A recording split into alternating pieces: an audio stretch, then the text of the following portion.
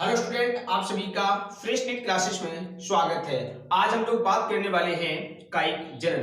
काफी स्टूडेंट को डाउट रहता है कायिक जनन है क्या, है ना। वो अलैंगिक जनन, लैंगिक जनन और कायिक जनन में डिफरेंस नहीं कर पाते हैं। चलिए हम यहाँ पर बात करने वाले हैं कायिक जनन पर। क्या होता है, पौधों के कायिक अंग का प्रयोग करके नए पौधे का निर्माण करना कायिक जनन कहलाता है। यानी पौधे के कायिक अंगों का प्रयोग करके नए पौधे का उत्पादन करना कायिक जनन कहलाता है ना। अब एक समस्या आती है सर, ये जो कायिक जनन की घटना होती है ये निम्न पादपों में होती है कि उच्च पादपों में। तो मैं आपको बता दूं, ये अधिकांशतः उच्च पादपों में किया जाता है। कायिक जनन का प्रयोग अधिकांशतः उच्च पादपों में किया जाता है। अब एक डाउट दूसरा आता है कि सर ठीक है मैं मान लेता हूं, लेकिन डाउट दूसरा जो हमारे दिमाग में ये आ रहा है कि कायिक अंग है कौन, है ना। इसमें कायिक अंग कौन है। तो हमने यहाँ पर एक प्लांट का डायग्राम बना रखा है। अब यहाँ से समझते हम लोग कायिक अंग कौन है।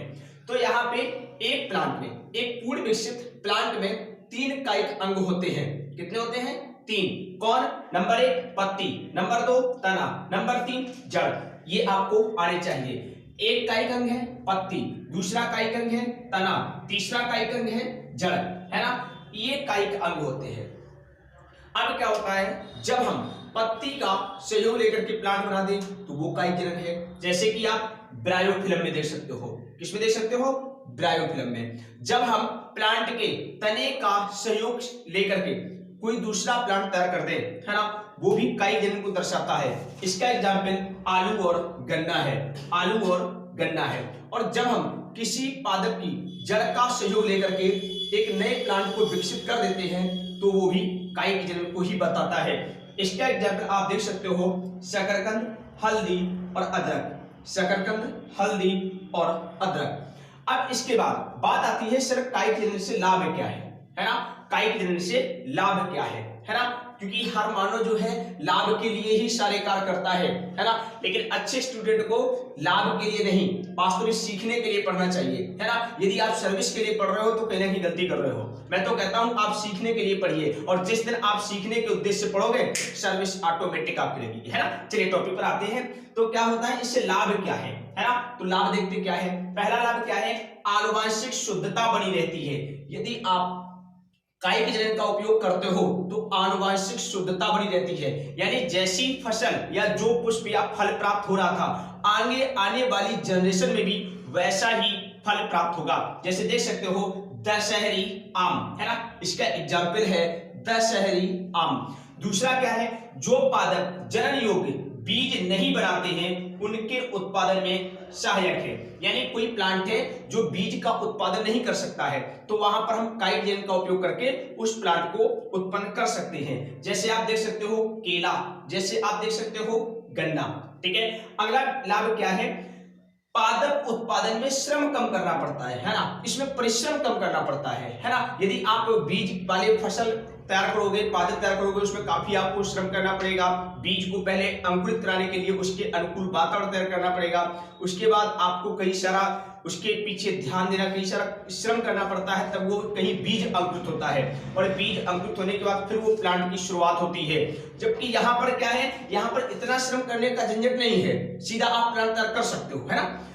अगला बेनिफिट क्या है, बीज की तुलना में कायिक विधि से उत्पन्न पौधे पुष्पन शीघ्र करते हैं। जो पौधे बीज से उत्पन्न किए जाते हैं, सीड से जो प्लांट तैयार किए जाते हैं, उनकी तुलना में यदि पुष्पन की तुलना करो तो जो पौधे कायिक जनन द्वारा उत्पन्न किए जाते हैं उनमें समय कम लगता है, पुष्पन में समय कम लगता है। यानी कायिक जनन से उत्पन्न पौधे बीज से उत्पन्न पौधों की तुलना में पुष्पन शीघ्र कर देते हैं, है ना। इस प्रकार यहाँ पर आपको काफी पॉइंट क्लियर हुए होंगे। आप कहते हो सर इससे कुछ हानियां भी हैं। जी हाँ, हानियां क्या है, चलो मैं आपको बताता हूं इससे हानि क्या है ना। इससे हानि क्या है, देखिए इससे हानि क्या है, हानि को समझ लीजिए। कायिक जनन से हानि क्या है ना। तो इससे जो हानि होती है वो हानि मैं आपको बताता हूं। पहली हानि क्या है कि कायिक जनन से, है ना, कायिक जनन से क्या होता है, कायिक जनन से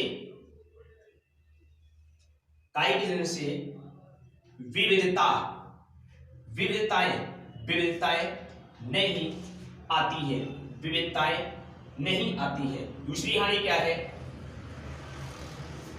कायिक जनन से अप्रभावी हानिकारक लक्षण समयुग्मजी अवस्था में आकर रोग उत्पन्न करते हैं। क्या है? कायिक जनन से अप्रभावी हानिकारक लक्षण समयुग्मजी अवस्था में आकर रोग उत्पन्न करते हैं। और भी एक हानि है, वो क्या है? विकास की दृष्टि से लाभदायक नहीं है, विकास की दृष्टि से लाभदायक नहीं है, है ना। तो इस प्रकार इससे कुछ हानियां भी है।